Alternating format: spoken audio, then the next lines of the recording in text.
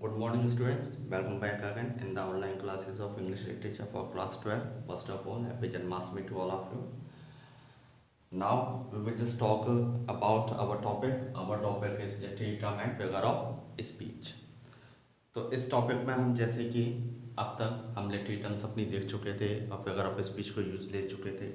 कल हमने जो देखा था तो हमने छोड़ा था हमारा सिमली पर, और सिमली को हमने डिफाइन करते हुए सिमली का कुछ एग्जांपल्स हमने देखे थे। फिर उसके बाद आज हम जो लेंगे वो हमारा है that is META metaphor.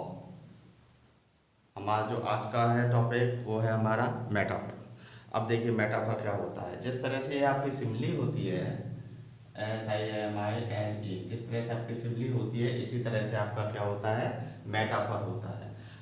Simli में कंपैरिजन होता है। सिमली में क्या होता है कंपैरिजन होता है। कंपैरिजन के लिए क्या करते हैं एज या लाइक जैसे शब्दों को हम यूज लेते हैं, और दो संज्ञाएं जो होती हैं, जो दो नाउन्स होते हैं, उनकी कैरेक्टरिस्टिक्स में हम कंपैरिजन को करते हैं।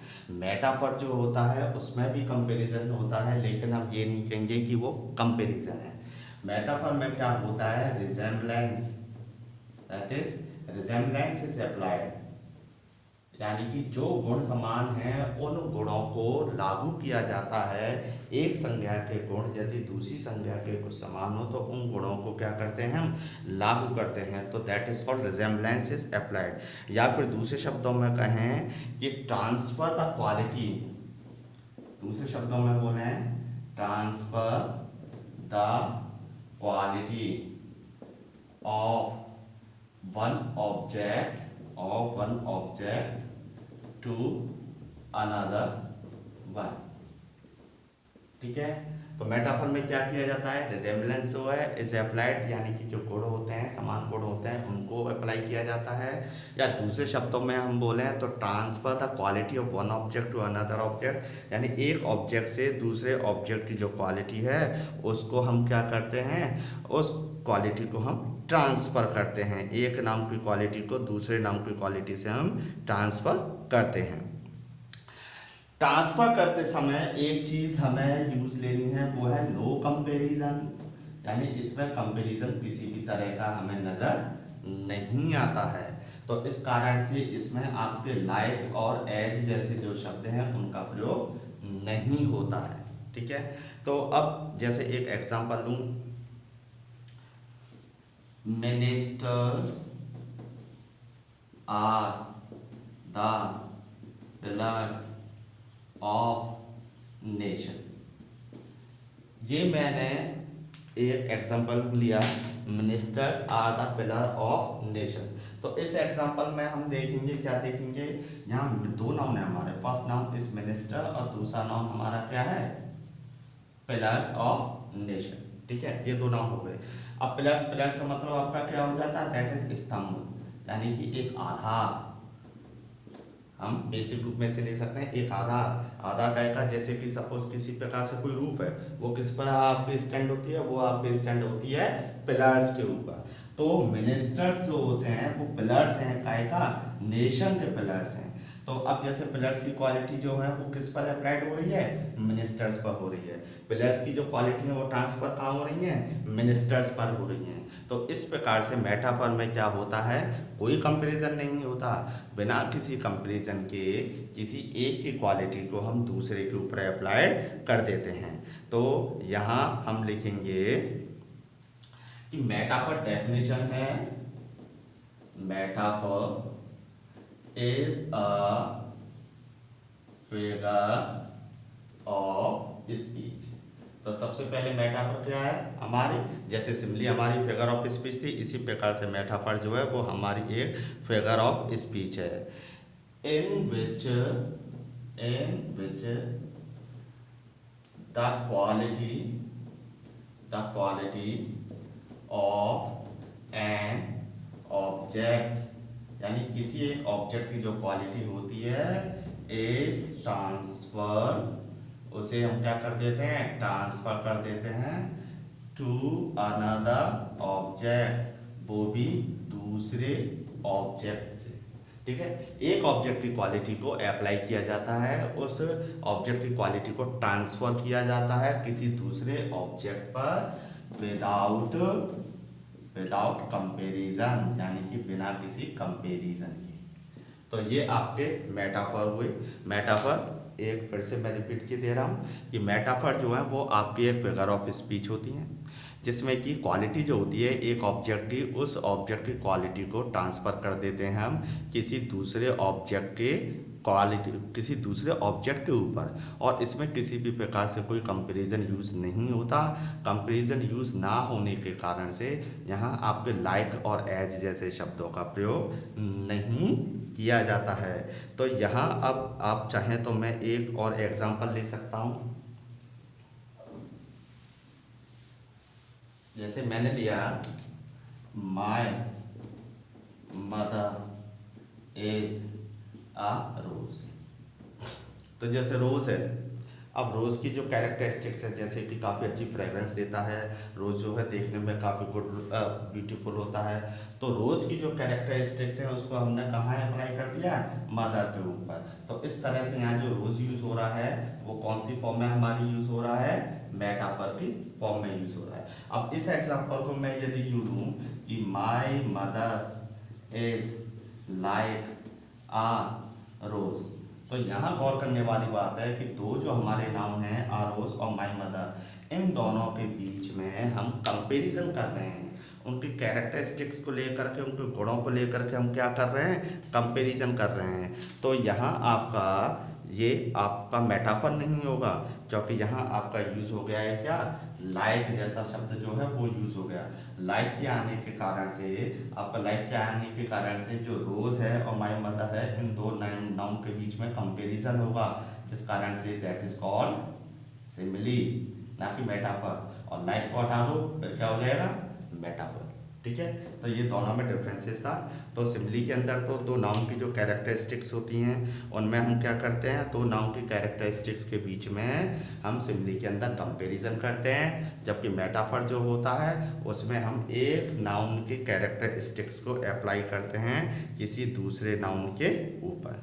तो ये हमारा मेटाफर था। अब हम बात करेंगे एलिट्रेशन की, जो अगला है आपका।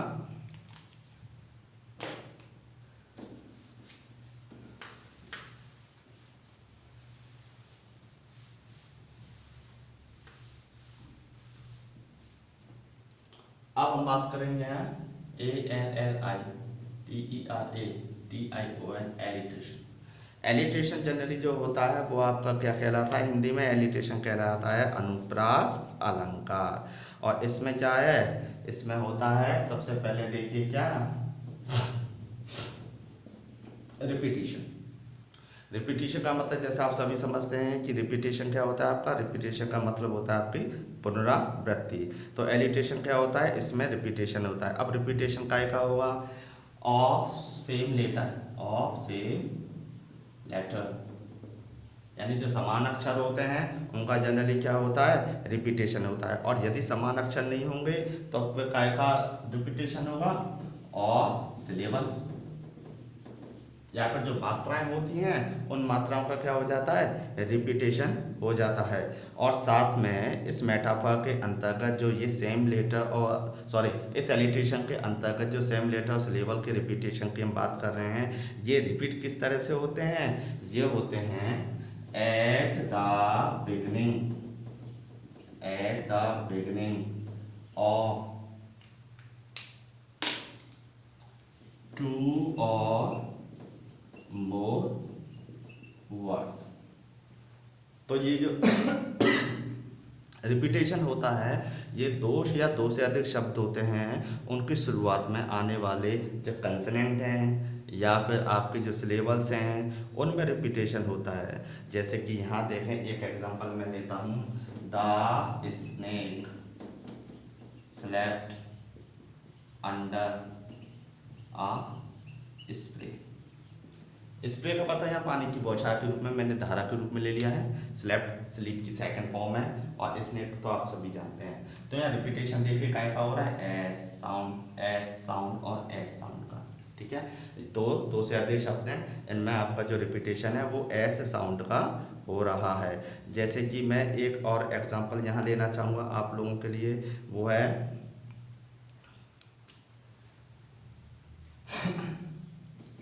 Alone, alone, on, on, alone.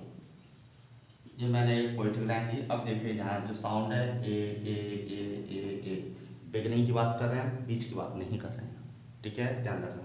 Beginning की बात कर रहे हैं, बीच की बात नहीं कर रहे। तो यहाँ जो ए सिलेबल है उसका क्या हो रहा है, रिपीटेशन हो रहा है। तो इस प्रकार से रिपीटेशन में क्या होता है, जो सेम लेटर होते हैं, सिलेबल होते हैं, वो रिपीट होते हैं, और इसी कारण से इसको हम क्या बोल देते हैं, अपना एलिटेशन। तो अब हम एलिटेशन की जैसे कि डेफिनेशन लेना चाहें तो डेफिनेशन क्या निकल के आएगी, this figure of speech, this figure of speech, यानी कि ये जो फिगर ऑफ स्पीच होती है कंसिस्ट, CONSIST है, कंसिस्ट द रिपीटिशन, क्या, the repetition of same letter or syllable, कहाँ, at the beginning of two or more words, ठीक है। तो ये वो फिगर ऑफ स्पीच होती है जो कंसिस्ट द रिपीटेशन, अपने में समाहित रखती है, यानी कि इसके अंदर शामिल होता है रिपीटेशन, शामिल होता है। रिपीटेशन सेम लेटर का होगा, रिपीटेशन सिलेबल का होगा, वो भी at the beginning of two or more words, वो भी एक, दो या दो से अधिक जो शब्द होते हैं जो कि उनकी शुरुआत में आने वाले जो सिलेबल हैं, जो कंसोनेंट साउंड है, तो उन कंसोनेंट साउंड या सिलेबल साउंड का रिपीटेशन है, वही आपका एलिटेशन कहलाता है।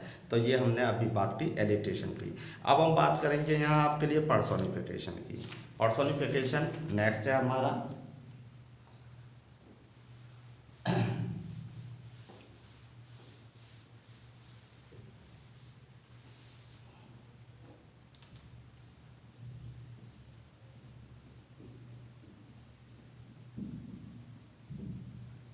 पर्सोनिफिकेशन देखिए, जैसे नाम से स्पष्ट सामने दिया हुआ आपके लिए पर्सन दे रखा है, तो पर्सन जो दे रखा है उसका मतलब हो गया व्यक्ति, मनुष्य, मानव।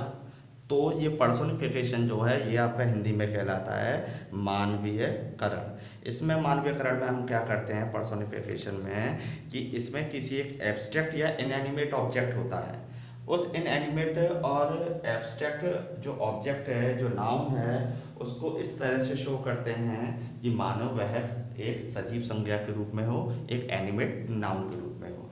तो यहाँ पर्सोनिफिकेशन की डेफिनेशन लिखे हैं। तो ये पर्सोनिफिकेशन क्या करता है, ट्रीट करता है। ये क्या करता है, ट्रीट करता है। किसको करता है, एब्स्ट्रैक्ट नाउन और इनएनिमेट नाउन। किसी एक एब्स्ट्रैक्ट नाउन बोलते हैं भाववाचक संज्ञा को। इनएनिमेट नाउन यानी कि निर्जीव संज्ञा को ट्रीट करता है। कैसे ट्रीट करता है, एज एन एनिमेट नाउन, यानी कि एक सजीव संज्ञा के रूप में ये उसे ट्रीट करता है। तो पर्सोनिफिकेशन यानी कि मानवीयकरण, यानी कि जो निर्जीव संज्ञा होती हैं उन निर्जीव संज्ञा को हम क्या करते हैं, एक व्यक्तित्व दे देते हैं, एक व्यक्ति के रूप में, या फिर कहीं एक सजीव संज्ञा के रूप में इसको हम यूज में लेते हैं। जैसे एक एग्जांपल लेता हूँ, the moon weld her face. Well का मतलब होता है आपका, देखिए VEL है, वेल, ये आपका घूंघट, और इसका मैंने क्या बना दिया है, वर्ब बना दिया है, यानी कि ओढ़ में होना, ओढ़ में होना, या ढक लेना, या ढके हुए होना। तो the moon build her face, यहाँ हमने ये एग्जांपल दिया। अब इस एग्जांपल में हम गौर करके देखें, the moon build her face, तो मून जो है आपका वो निर्जीव संज्ञा के रूप में, ये कैसा है, ये आपका इनएनिमेट नाउन है यानी कि निर्जीव संज्ञा है। और हर हर आता है आपका सजीव के लिए, यानी कि जो शी होता है उसके पजेसिव केस के रूप में आपका हर का प्रयोग होता है। और सी आपका कैसा हो गया, एनिमेट हो गया। तो जब शी एनिमेट है तो हर भी आपका क्या होगा, एनिमेट होगा यानी कि सजीव होगा। ठीक है, तो अब हमने मून को क्या किया है, मून को हमने इसके माध्यम से क्या बना दिया है, सजीव बना दिया है। तो इस कारण से यह पर्सोनिफिकेशन क्या हुआ, जो मून है वह आपका यहाँ पर्सोनिफाइड है, वह आपका पर्सोनिफाइड है। ठीक है, तो अब डेफिनेशन हम क्या ले सकते हैं, इसकी डेफिनेशन ये होगी कि this figure of speech treats an abstract noun slash or inanimate noun as an animate noun। तो डेफिनेशन क्या हुई कि दिस फिगर ऑफ स्पीच, ये जो आपकी फिगर ऑफ स्पीच है, ट्रीट्स एन एब्स्ट्रैक्ट नाउन, ये किसी एक एब्स्ट्रैक्ट नाउन यानी भाववाचक संज्ञा और इन एनिमेट नाउन या फिर निर्जीव संज्ञा को ट्रीट करती है एज एन एनिमेट नाउन यानी कि एक सजीव संज्ञा के रूप में। जैसे हमने एक एग्जांपल लिया है, the moon weld her face, तो यहाँ द मून को क्या किया गया है, हमने द मून को पर्सोनिफाइड किया गया है हर के माध्यम से। यहाँ एक और एग्जांपल मैं लेता हूँ, Death lays his icy hands on mortals। ये मैंने लिया, death lays his icy hands on all mortals. तो यहाँ जो आपका जो डेथ आ रहा है ये आपकी निर्जीव संज्ञा है, लेकिन इसके लिए क्या आ रहा है, हिज है, और साथ में क्या दे रखा है, हैंड्स। तो ये हैंड्स तो क्या सजीवों के पास होते हैं, तो इस कारण से इस डेथ को क्या बना दिया गया है, इस डेथ को यहाँ पर्सोनिफाइड किया है और यहाँ यह एक सजीव संज्ञा के रूप में प्रयोग ली जा रही है। जैसे कि देखिए कई बार हमने एक एग्जांपल लिया है, कई बार हमने देखा है, लव इज ब्लाइंड।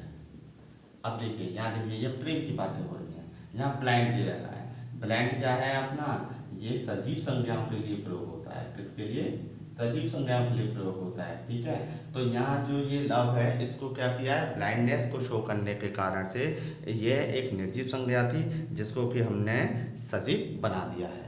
जैसे एक example, EXPERIENCE experience is the best teacher. अब देखिए experience is the best teacher, experience की बात कर रहा है यानी कि आपका अनुभव हो गया। अब ये अनुभव जो है आपका किसकी फॉर्म में है, या टीचर की फॉर्म में है। तो टीचर क्या है तुम्हारा, सजीव, और यहाँ एक्सपीरियंस क्या है अपना, निर्जीव। लेकिन अब टीचर को यहाँ अप्लाई किया गया है एक्सपीरियंस को लेकर के, या फिर यूँ कहें कि इस जो निर्जीव संज्ञा है इसका गुण जो है वो इस सजीव संज्ञा में जा रहा है।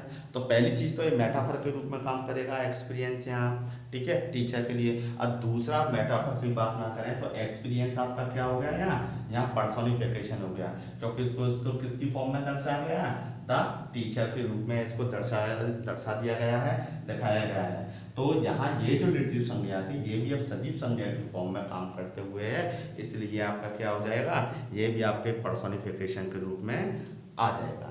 जैसे एक और एग्जांपल अगर आप चाहें तो वो मैं देना चाहूंगा यहाँ, कि टाइम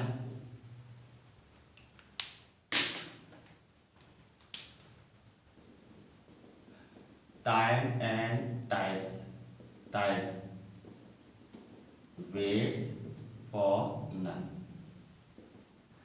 तो देखिए अब तक हमने ये देखा था कि जो प्रोनाउन होते हैं जो सजीवों के लिए यूज होते हैं उसके रूप में हमने पर्सोनिफिकेशन कर दी थी किसी निर्जीव संज्ञा को। दूसरा हमने देखा था कि एक सजीव संज्ञा को लेकर के निर्जीव संज्ञा को हमने पर्सोनिफाइड कर दिया। अब क्रियाएं जो होती हैं वर्ब्स, वो भी निर्जीव संज्ञा को क्या कर देती हैं, सजीव बनाती हैं।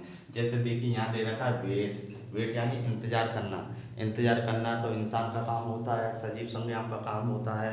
और यहाँ इंतजार कौन, इंतजार किसके लिए आ रहा है, टाइम एंड टाइम, और दोनों क्या हैं, हमारी निर्जीव संज्ञाएं हैं। तो ये जो निर्जीव संज्ञाएं यहाँ इस क्रिया के कारण से, वेट के कारण से क्या हो गई हैं, आपकी सजीव का रूप ले चुकी हैं। तो इस प्रकार से ये पर्सोनिफिकेशन हुआ। पर्सोनिफिकेशन यानी कि जो ट्रीट करता हो, क्या ट्रीट करता हो, किसी एक एब्स्ट्रैक्ट नाउन को ट्रीट करता हो, या फिर किसी एक इनएनिमेट नाउन को ट्रीट करता हो, किस रूप में ट्रीट करता हो, वह ट्रीट करता हो किसी एक सजीव संज्ञा के रूप में या फिर एनिमेट नाउन के रूप में। तो ये आपके पर्सोनिफिकेशन थे। अब हम बात करेंगे, अगला जो है वो हमारा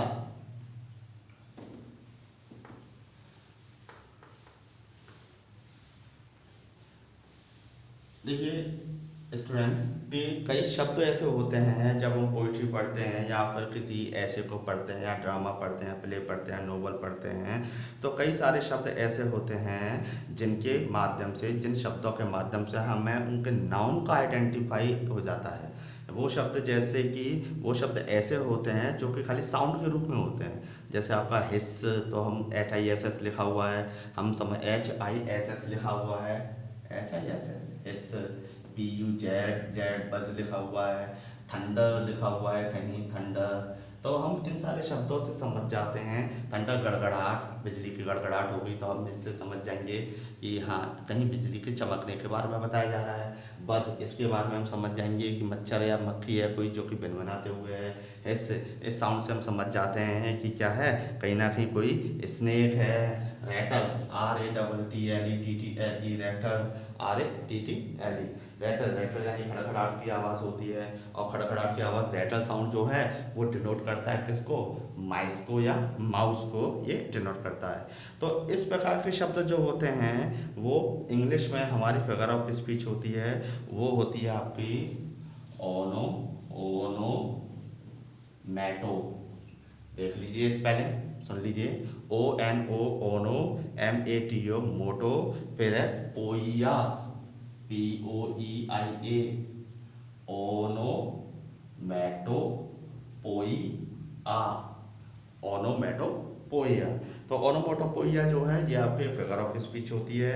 ये आपकी क्या होती है, ये अप्लाइड होती है, ये अप्लाइड होती है किसके लिए, ये टू अ वर्ड। जैसे हमने अभी बात की यहाँ ये सारे शब्द लिखे, तो ये अप्लाइड होती है टू अ वर्ड। या तो एक शब्द होता है या फिर कहें और a combination of a word of words,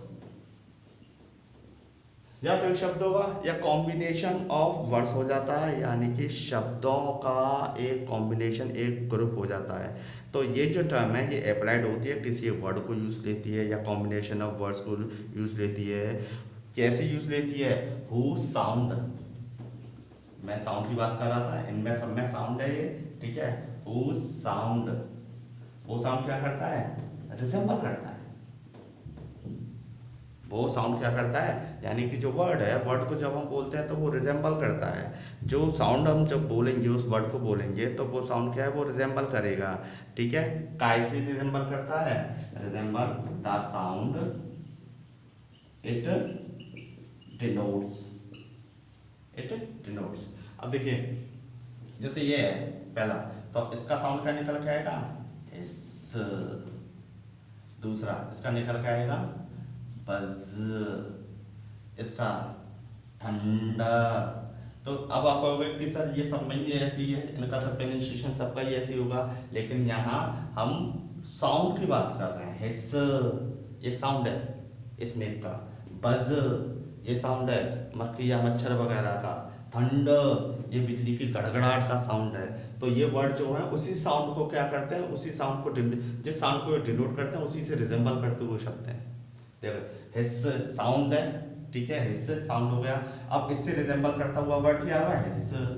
इससे रिजेंबल करता हुआ, रिजेंबल सामान देखना, रिजेंबल सामान देखना। बज इससे रिजेंबल करता हुआ ये हो गया, थंडर इससे रिजेंबल करता हुआ ये हो गया, ठीक है। अब यहाँ जैसे मैं ये लिखूं हुज, हुज, ठीक है, ये कोई साउंड है, नहीं है ना, तो इसलिए ये ओनोमेटोपोइया भी नहीं है। ओनोमेटोपोइया क्या है यहाँ पे, ये है, ठीक है।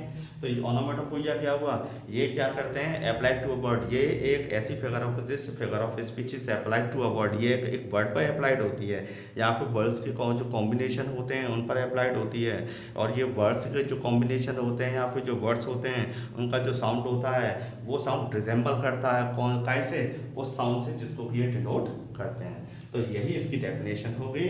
डेफिनेशन मैं लिख दे रहा हूं, तो देखिएगा डेफिनेशन क्या है कि दिस फिगर ऑफ स्पीच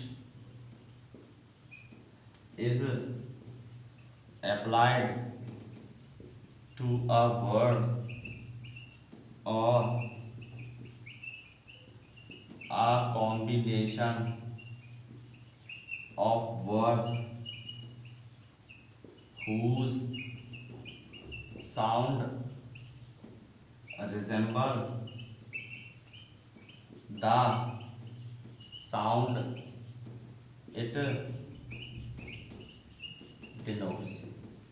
ठीक है, तो ये डेफिनेशन मैं आपको समझा देता हूँ कि this figure of speech is applied to a word, ये फिगर ऑफ स्पीच जो है ये अप्लाई होती है किसी एक शब्द के लिए या फिर अ कॉम्बिनेशन ऑफ वर्ड, शब्दों के समूह के लिए। Who sound resemble the sound it denotes, जिनका साउंड जो है रिजेंबल होता है, समान सा दिखता है उस साउंड से जिसको कि ये दर्शाते हैं। एग्जाम्पल के लिए आपका हिस, बज, थंडर, रेटल, ये आपके लिए दिए हुए हैं। तो स्टूडेंट्स आज के लिए बस इतना ही।